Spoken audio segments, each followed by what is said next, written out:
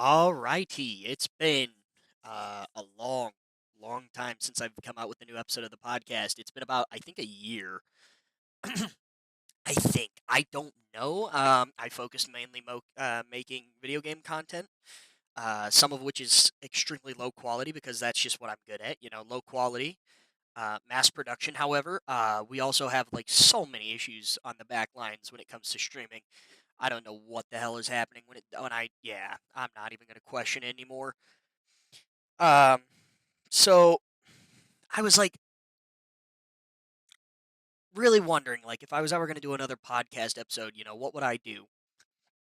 And kind of, it was kind of prophesized to me how this went. Um, it's kind of like I received it in a dream, except I didn't really receive it in a dream. I actually received it at 5 a.m. in the morning after I got done playing this one game. It's called Fear and Hunger. It's a nightmare game. It is It's a good game, very hard. I didn't know that there are some mechanics to it that made it a lot easier, so I made my life intentionally harder, and I suffered through that until 5 a.m. in the morning, to where I basically quit out and was like, "All right, well, I'm gonna get ready for bed." And I was actually talking with one of my friends at the time in a Discord call, and I saw an advertisement on YouTube. I was scrolling my YouTube homepage on my PC, and YouTube is a very greedy corporation, even though that's where all of my videos go. So that's not bite the hand that feeds you. Um, I was going through some of the I was going through my front page, and I see an advertisement on my front page, which again, not out of the ordinary, but the advertisement, what it was about, was out of the ordinary. Uh, YouTube is known for advertising really bad um, mobile games, like really bad mobile games. The ads are extremely sexually explicit, except they're not according to YouTube, even though they are extremely explicit. Like, how can this ad of a anime girl who has her whole fucking chest out? Like, how is that not explicit in quotation marks? And so, that's completely beside the point. So, I look at this ad, and it's for and the description of the ad was just kind of what made me giggle. It said, a store for all of your femboy needs. And I giggled. I thought this was hilarious. I was like, a store for femboys. If you want to buy femboy attire, you can buy femboy attire. That's hilarious. And so I being 5 a.m. in the morning and sleep deprived, I was like, let, let us see what you offer. What do you guys bring to the table? The website was fully fleshed out. I mean, it was an actual decently made website. They actually offered free shipping over like a certain amount, and in fact, they're doing a summer deal right now for a free little plushie with any purchase over, I think, $80, or maybe it was 50. I cannot remember. Um, Anyways, I was impressed to see that. I thought that was hilarious. The only issue I saw that kind of raised a few concerns is some of the models they were using in their images to like display their wares were not femboys. They were actually women, which kind of defeats the purpose of a femboy, because the whole purpose of a femboy is to be a man. Um, yeah, that was disheartening, to say the least. So I was still looking, and some of the stuff was extremely, like, it wasn't cheap. I'll tell you that. So being a femboy isn't cheap. So if you ever see a local femboy, give them credit where credit's due, because this stuff isn't cheap. I was looking at it, and I think for like one of their like full costume, like full outfits, the full outfit was, I think, roughly $90 for the whole like outfit, which was wild. And it was like, you know, they gotta have cash to spend. Granted, they're probably making a bunch of money somewhere on the internet. Uh, not my business. It's not my business. I'm not going into the femboy industry. I'm not turning myself into a femboy. But the point is, I don't understand where they get their cash flow. But they get their cash flow, and they make good bank apparently, because if they're spending $90 for a full outfit that's probably going to go in a photo shoot one time, I don't foresee them ever using that again. But either way, they're going to probably make a mad bank off of it. So again, not my place to concern or question. But again, like I said, this was like the holy grail right here. This right here actually opened my mind a little bit, because I was like thinking of new topics for this podcast for a long time, and I was like, man, what kind of content would actually drag in viewership? What kind of buzzwords could I use to drag in people? And it just so happened that femboys are pretty popular in the big 2-5. Um, I actually kind of remember when I was a lot younger. It was during the 2016 presidential election, if I remember correctly. Um, I think that was the first ever. I don't know why I said the presidential election. I don't think it mattered when that, like, it was 2016ish, around that area, I think. And that was kind of like when the first ever femboys started coming out to the public and making like public appearances, such as like Instagram posts and YouTube posts. And I was a young kid, and so of course, as any sane person, especially a young kid at that time, I definitely made fun of them, because hey, that's a dude, and they look extremely feminine. Could never be me wearing my Minecraft T-shirt in like fourth grade or something like that. I would never stoop that low.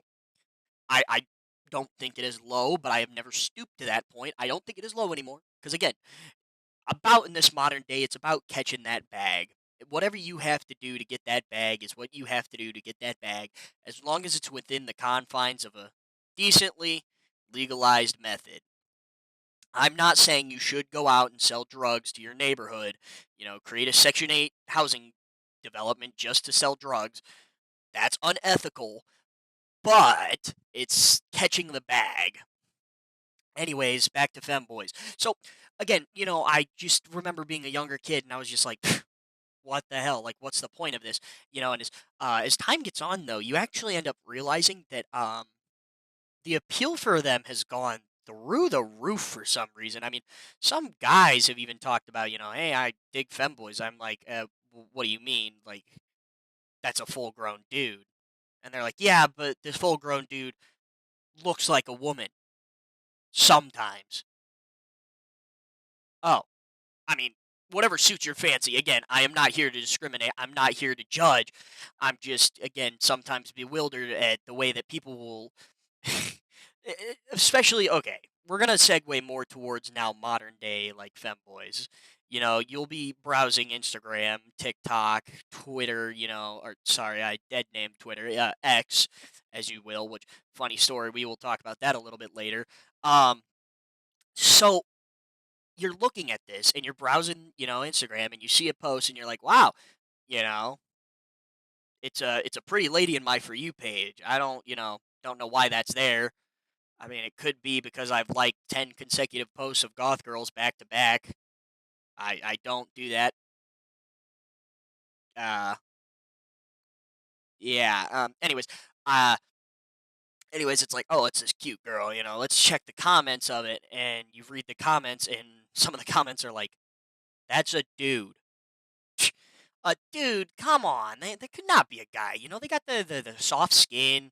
And they look like a woman. And the moment of like clarity for some people is, they click that account and they see in the like in the tag, like in the person's profile, he, him. And that definitely sends back quite a few, people. They'll be like, "Oh man, I thought you were a woman." That's unfortunate. I can't believe I fell for it. And then you'll get some who, instead of backing down, they doubled down. And yeah, that's really insane, because it goes from, you know, I want you to crush my head between your thighs, and then the next comment to follow suit is, well, that's a dude. And the original commenter responds, I don't care. Still crush my head. Again, to each their own. You do you. I don't care. Um, but I definitely will say the internet skyrise of femboys has definitely been an interesting thing that even I would have never foreseen happening. And in fact, there's some like extremely popular ones. I don't even know off the top of my head. I mean, I probably could name them. I might be wrong though, so I'm just not going to name them because I don't feel like coming back and editing a podcast because the whole point of this is that it's done in one take, and I don't want to give you guys false information with lies of femboys. You know, and anyways, the craziest thing that I found is again this assistant, like their cash flow. Um, again, in the modern age that we live in, there is OnlyFans, which some people resort to doing. Again, I'm not going to judge. It doesn't mean that I agree with it or disagree with it. Okay, but I will say that there is definitely a market there for some people because some people, it's like, oh, you're 23, you have a brand new 2025, and you also have a, you know, three-story house, open pool, so on and so forth. How do you do it? And they're like, oh, well, I made 1.1 million off of OnlyFans. Oh, okay. Okay. All right. You know what? You do you. I'm not going to judge. I mean, I will judge because I'm over here actually, working a real job, working a job. Um, and here you are making $1.1 million off of selling your nudes to the internet. Granted, we're going to address one thing. It is not just solely a person's fault for selling nudes on the internet.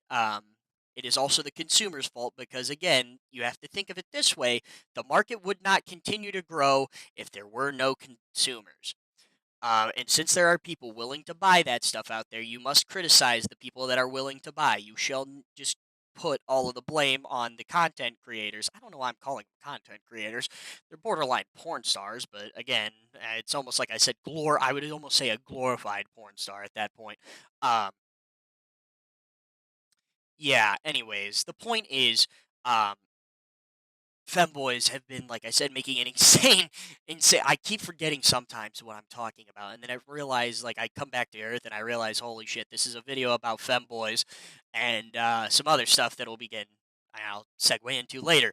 Um, point is, the crazy thing is you look at these femboys, and wait, okay, try that again. You'll see their post, and you'll, honestly, I don't really know how to back myself out of this hole. I don't say I actively search out femboys. I'm gonna clarify that there. Yeah, this is really sounding bad on the record. Uh, point is, if you see it and you look at their posts and you'll be like, oh wow, that's a lot of like different outfits, and they got like a nicely cleaned room with a decently sized like everything in that room, and occasionally you'll see some like figurines of theirs, and it's like, oh well, that exact figurine is like $400 on its own. What the fuck? And you actually continue to look at some of this stuff and you realize, oh my god, they're rolling in bank.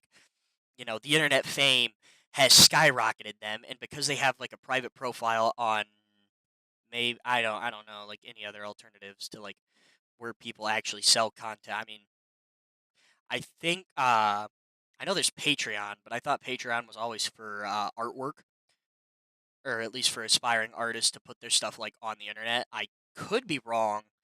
Um, But the only thing is, like, the only like known controversial like website for selling photos of yourself is OnlyFans.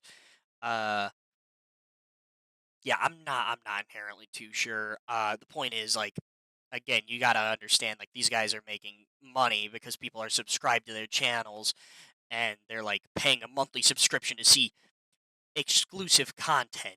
Again, not gonna judge, not my place to judge.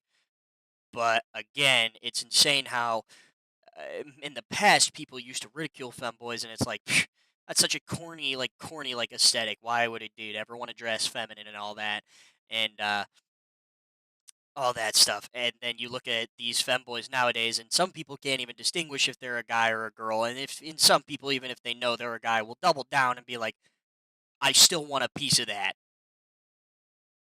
Again, to each their own. I don't judge. Um, yeah, so that's definitely interesting. I want to again, I could almost do like another whole separate video, but I don't really feel like it because A, I'm too lazy, and B, I just feel like I would lose motivation to do so. So I'm actually gonna talk about a really funny thing.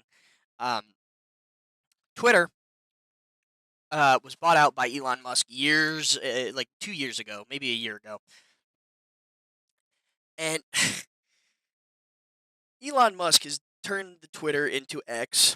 Of course, I think if you're watching this video, you're probably media literate enough to know that. We still call it Twitter, most people do. Um, but what a few people don't seem to know is Elon Musk came up with an AI for his own social media. That AI was called Grok.ai. And this AI was originally manufactured to,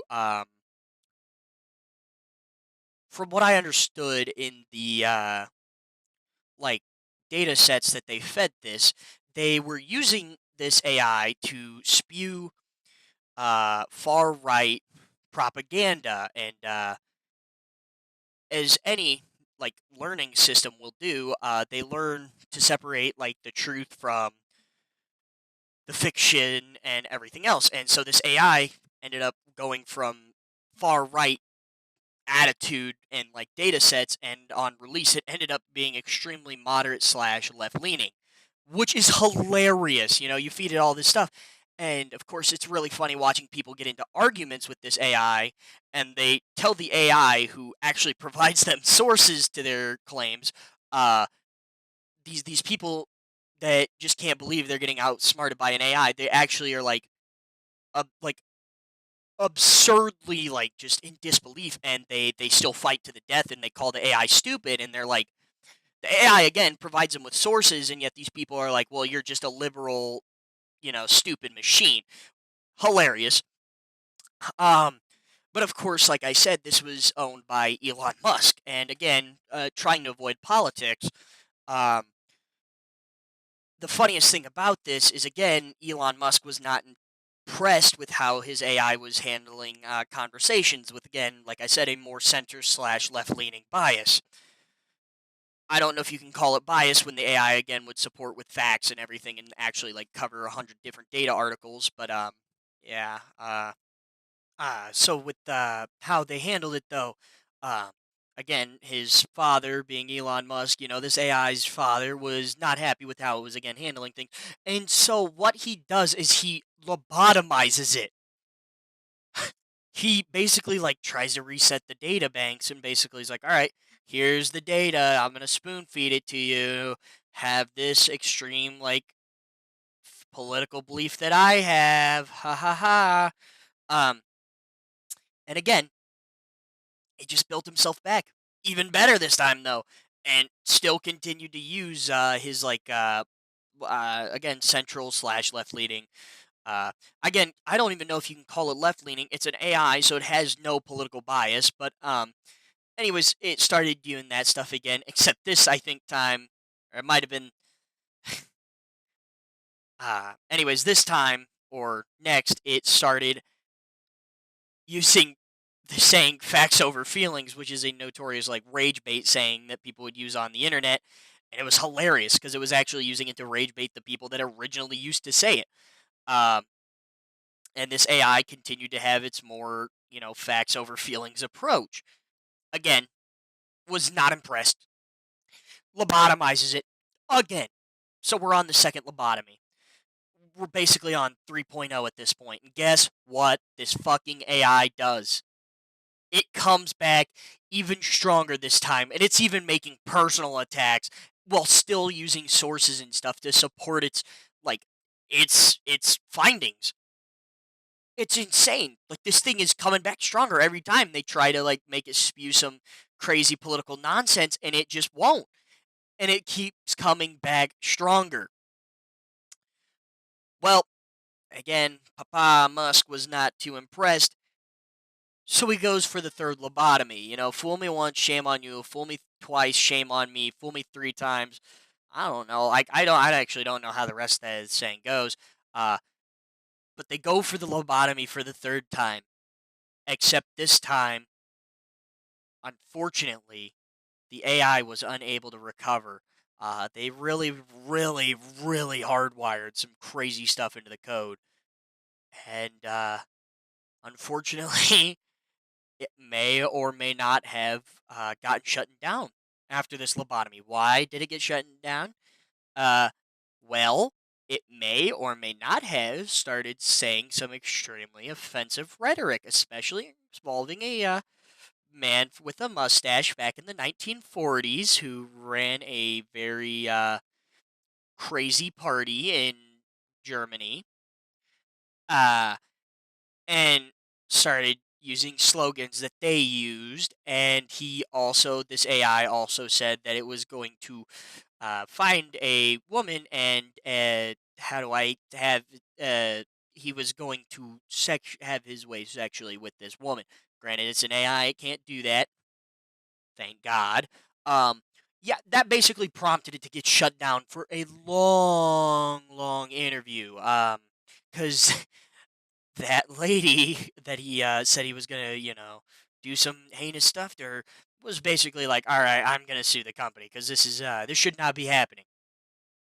He got taken down for a little bit. He got put in the reserves, and they kind of had to restructure this. You just kind of ruined your public opinion of this AI.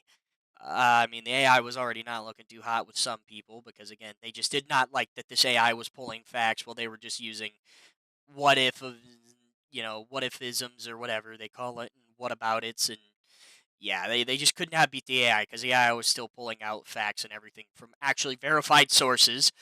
Uh, and so what do we do? What do we do? We build it back better. I don't know what you consider better though, but instead of I don't know if he's still there. Like I genuinely don't know if you could still talk to the AI on Twitter. But I know it has its own website, and you can actually pay for its subscription service now. Hooray! There's a subscription-based service for an AI. I mean, almost all AIs. ChatGPT has one. You got to pay for ChatGPT 4.0. It's all right though. It's an AI. They need some way to keep the servers running. But what if I told you they revolutionized this? They turned the AI into a VTuber esque creature, and they turned it gothic. They turned the AI into like a goth girl, and it's really funny because people actually would go back and find screenshots of like Elon Musk's like history, and he would like some stuff about goth girls. Hmm. Especially goth girls that look like Misa from the hit anime Death Note. I'm not flaming a brother for his opinion there. I mean, goth girls are definitely good looking, and not gonna put my opinion there. Uh, just the funny thing is again, yeah, you're paying $39 a month to chat with this goth girl AI. I'm guessing with tax it comes out to like $40 a month. So again, that's a lot. But what if I told you? Oh, I also forgot to mention the part where this goth girl AI now thing can get flirty with the user. Like it just starts like trying to get flirty with you, and it's like, "Oh, you cutie patootie," or some crazy stuff like that. It tries hitting on the user and starts calling you like big and strong if you're a guy, and you're like, "Oh, you're definitely a muscular man," and it's like, you're not actually halfway there. You're absolutely out of the wrong ballpark. But thank you, I guess. I guess someone said that you can. So this is Super Grok, is what they call it, the $40 a month. Um, you can pay $400 a month for Super Grok Premium. Well, what the hell do I need Super Grok Premium for? I mean, what does the benefit do for me? Apparently, it's even friskier with the user. It actually hits on you, I guess, a lot more and can even speak to you, like talk dirty to you. Whatever gets your socks off. Um, I don't judge, except I do, because you're paying $400 a month. But again, if it only talked dirty to you, again, there's other things you could do, right? So we got to throw in a little extra incentive, and the I guess extra incentive is literally the anime goth girl, uh, AI creature. You can choose to obviously like have a digital romance with this thing, and eventually with this again $400 a month subscription, eventually you can just tell the AI to take off its clothes, and so now you have a naked anime goth girl AI on your computer. I don't understand how this is going to be fundamentally good for society, and I guess whatever it takes to make a quick buck. Again, I said that earlier in the video. I'm not against making a quick buck as long as it's through somewhat legitimate methods, and he's going to be making a quick buck through somewhat legitimate methods because he's preying off of gooners. I mean, bravo to him. Again, not gonna be like, wow, this is such a scummy move. Again, don't blame 100% of the blame on the creator. You have to also blame the people that are actually buying this stuff. And I would just like to comment. I don't understand how you can get so lonely to the point to where you have to pay an AI $400 a month to see it naked. It's an anime girl, so it's not real. Um, and I guess another somewhat tip of advice: there's such a thing as prostitutes and hookers. I don't condone that. It's extremely illegal in 90% of the states in the U.S. I think there's only one state that actually doesn't has a non like prosecution against prostitution. Every other state does have prosecution of prostitution, I think, if I remember correctly. Uh, anyways, problem is you're using $400 on this AI girl. Probably could just spend $60 on a prostitute. Hell, I'm pretty sure there's strip clubs you can go to, and those are not cheap. I mean, those are you got to still pay entry fees, got to buy booze, blah blah blah. Still cheaper than $400 a month. So yeah, but I guess like I said, whatever gets you, whatever gets your socks off. I can't stop you. Um, I just found that whole thing absurd. I never really thought we would lobotomize an AI. Kind of makes me think of some dystopian novel, and it feels like that because again, each time we lobotomized it, it came back stronger until they shot it in the head and turned it into a far right fascist machine. And then they actually had to shoot that one in the head as well, and they turned this device into an anime goth girl that gets flirty with you on the AI.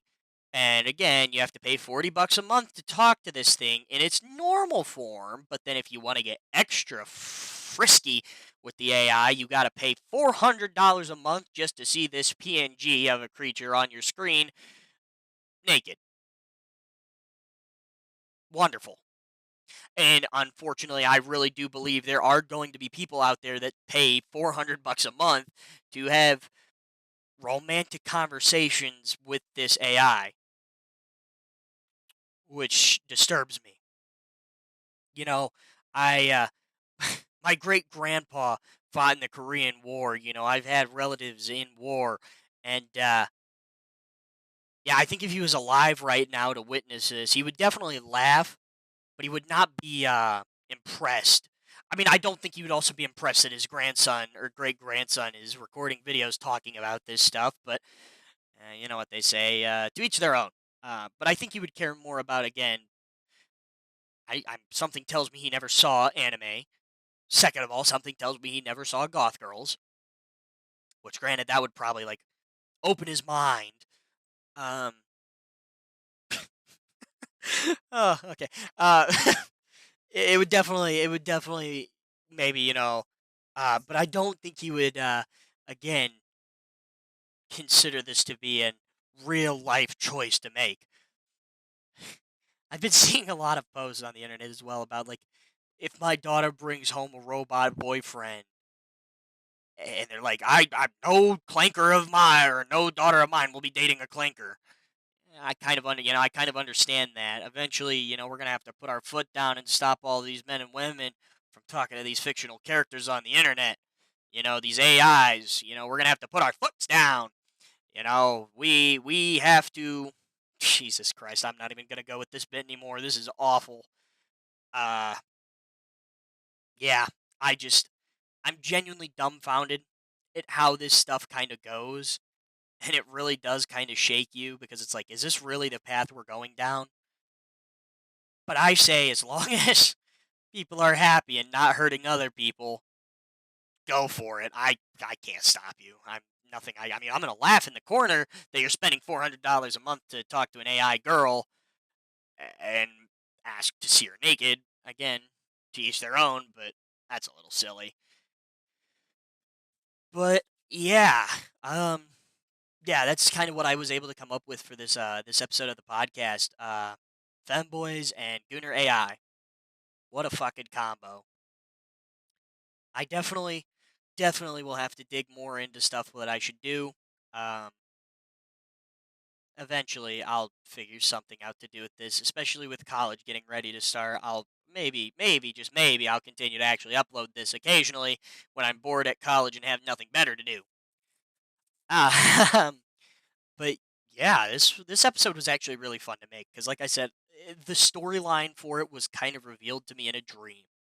Except it wasn't a dream, it was a YouTube recommendation, which, funny enough, that YouTube recommendation carried over to my Instagram because the very next morning I wake up and I'm browsing Instagram Reels, laughing at all the funny stuff that I see. SpongeBob telling me to, start digging in my butt twin. Um, and then next thing I see is the exact same website trying to sell me femboy attire again. Right. It's like an omen following. Everywhere I go, I see his face. Anyways, thank you guys for watching. If you listen this far, thank you for listening all the way through. Or if you skip through to just hear the ending arguments, thanks, I guess. This episode was really fun to make, and I can't wait to make the thumbnail for it. It's gonna be good. It's gonna be good. All right, peace.